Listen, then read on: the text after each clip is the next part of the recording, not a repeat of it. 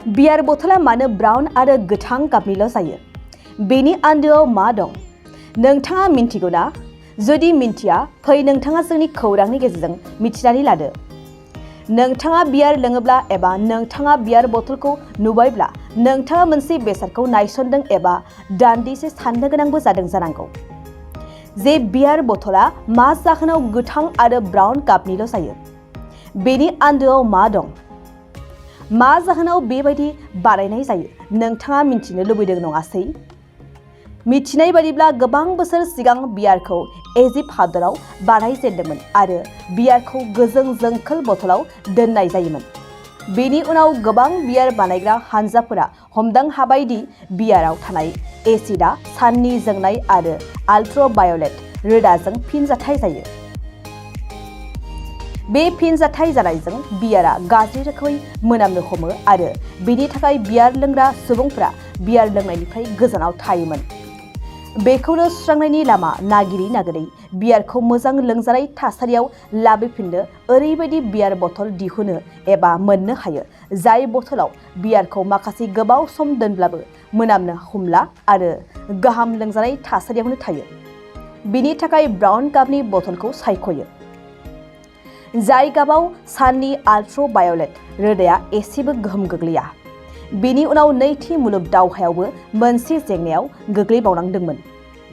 बियार बानायग्रा कम्पानिया नैथि मुलुग दावहानि समाव ब्राउन गाबनि बथलआ जोबोद आंखालाव जानो हमदोंमोन आरो नागिरब्लाबो मोनथारियाव बियार बानायग्रा कम्पानिफोरा मोनसे गोदान गाबनि बथल सायख'नो गोनां जाबावो, जाय गाबाव साननि आल्ट्राभायलेट रोदाया जेबो गोहोम गोग्लैया।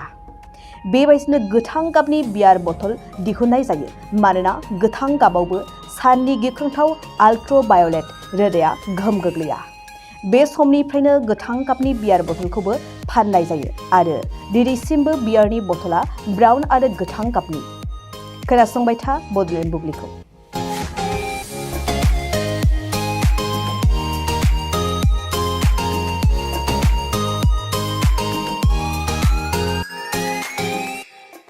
बाक्सा जिल्ला खख्लाबारि हजुआ सकनि के रडजों थांनाय लामायाव थानाय एमबि रिफाइनिं हाउसआव मबाइल ग्लास गावनायखौ गोरलैयैनो फाहामनो हानाय गोदान असिए मेसिन लानानै फैदों।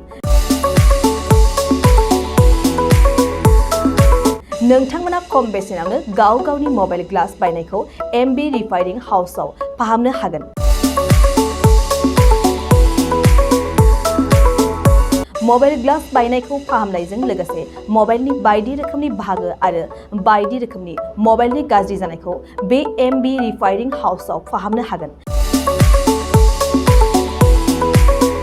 बायदि रोखोमनि mobile glass, mobile temper, mobile charge, headphone, pen drive, memory आरो mobile battery, computer, mouse, computer keyboard आरो मबाइलनि बायदि रोखोमनि बाहागोफोरखौ मोननो हागोन।